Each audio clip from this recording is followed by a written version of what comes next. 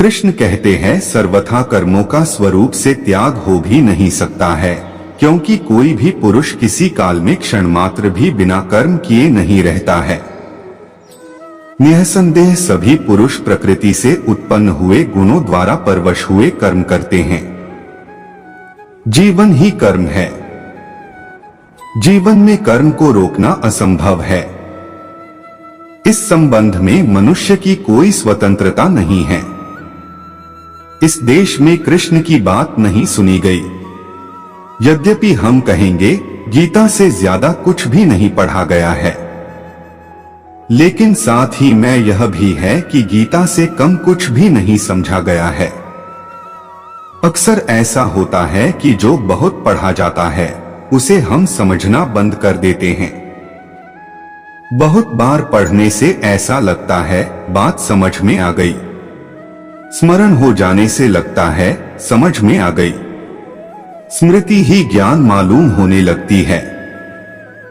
गीता कंठस्थ है और पृथ्वी पर सर्वाधिक पढ़ी गई किताबों में से एक है, लेकिन सबसे कम समझी गई किताबों में से भी एक है।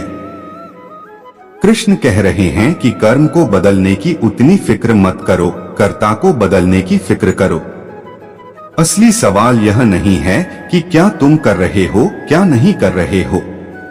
असली सवाल यह है कि तुम क्या हो और क्या नहीं हो।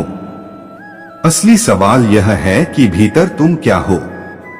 अगर तुम भीतर गलत हो तो तुम जो भी करोगे उससे गलत फलित होगा, और अगर तुम भीतर सही हो तो तुम जो भी करोगे उससे सही फलित होगा। कर्म का प्रश्न नहीं है। वह भीतर जो व्यक्ति है, चेतना है, आत्मा है, कर्म उससे ही निकलते हैं, उससे ही फलते फूलते हैं। उस चेतना, उस आत्मा का सवाल है। और वह आत्मा बीमार है एक बहुत बड़ी बीमारी से। लेकिन वह बड़ी बीमारी हमें लगता है कि हमारा बड़ा स्वास्थ्य है। वह आत्मा बीमार है मैं के भाव से, अहंकार से मैं हूं, यही आत्मा की बीमारी है। अगर शरीर पूरा स्वस्थ हो तो आपको शरीर का पता नहीं चलता। ठीक से समझा जाए तो स्वास्थ्य का एक ही प्रमाण होता है कि शरीर का पता न चलता हो। आपके सिर में दर्द होता है तो सिर का पता चलता है। अगर सिर में दर्द न हो तो सिर का पता नहीं चलता, और अगर सिर का थोड़ा भी पता चलता हो तो समझना कि थोड़ा न थोड़ा सिर बीमार है। अगर पैर में पीड़ा हो तो पैर का पता चलता है, पांव में कांटा गड़ा हो तो पांव का पता चलता है। ठीक ऐसे ही अगर आत्मा स्वस्थ हो तो मैं का पता नहीं चलता। मैं का पता चलता है तभी तक जब तक आत्मा बीमार है। इसलिए जो आत्मा के तल पर स्वस्थ हो जाते हैं वे होते तो हैं, लेकिन उन्हें ऐसा नहीं लगता है कि मैं हूं।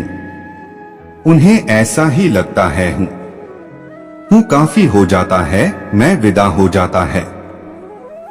वह मैं भी एक कांटे की तरह चुभता है 24 घंटे। रास्ते पर चलते उठते बैठते, कोई देखे तो कोई न देखे तो वह मैं का कांटा चुभता रहता है। उस मैं के घाव से भरे हुए हम कर्ता से घिर जाते हैं। अर्जुन भी उसी पीड़ा में पड़ा है। उसका मैं उसे पीड़ा दे रहा है। वह यह नहीं कहता है युद्ध में हिंसा होगी इसलिए मैं युद्ध नहीं करना चाहता हूं। नहीं, वह कहता है युद्ध में मेरे लोग मर जाएंगे इसलिए मैं युद्ध नहीं करना चाहता हूं। कहता है मेरे प्रियजन, मेरे संबंधी, मेरे मित्र दोनों तरफ युद्ध के लिए आतुर खड़े हैं। सब मेरे हैं और मर जाएंगे। कभी आपने सोचा है कि जब मेरा मरता है तो पीड़ा क्यों होती है?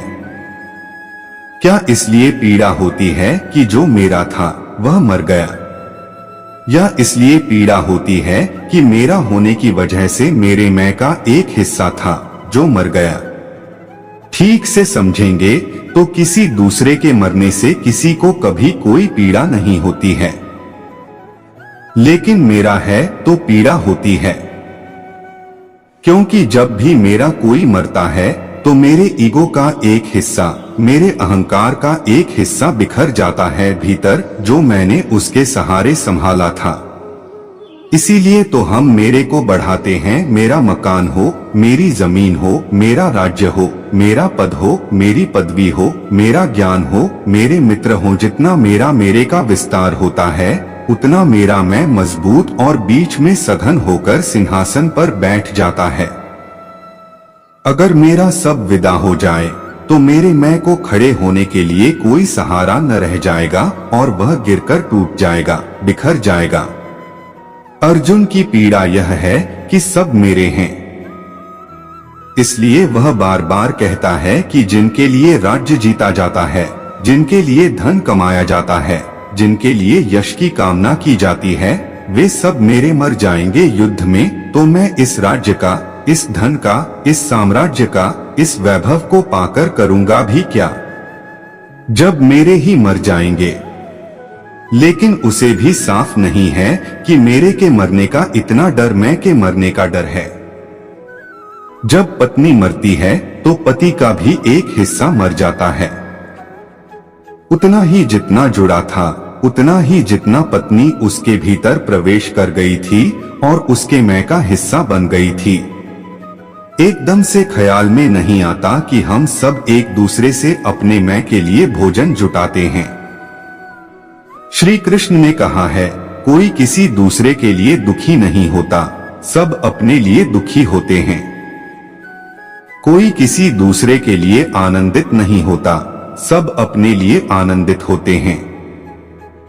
कोई किसी दूसरे के लिए जीता नहीं, सब अपने मैं के लिए जीते हैं।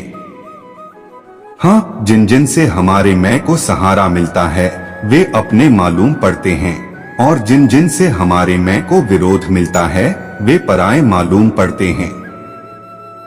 जो मेरे मैं को सहारा देते हैं वे मित्र हो जाते हैं, और जो मेरे मैं को खंडित करना चाहते हैं वे शत्रु हो जाते हैं। इसलिए जिसका मैं गिर जाता है उसका मित्र और शत्रु भी पृथ्वी से विदा हो जाता है। उसका फिर कोई मित्र नहीं और फिर कोई शत्रु नहीं, क्योंकि शत्रु और मित्र सभी मैं के आधार पर निर्मित होते हैं। कृष्ण अर्जुन को कह रहे हैं कि कर्म से भागने का कोई उपाय नहीं, मनुष्य पर वश है, कर्म तो करना ही होगा, क्योंकि कर्म जीवन है। इस पर इतना जोर इसीलिए दे रहे हैं कि अर्जुन को दिखाई पड़ जाए कि असली बदलाहट, असली क्रांति कर्म में नहीं, कर्ता में करनी है। कर्म नहीं मिटा डालना, कर्ता को विदा कर देना है।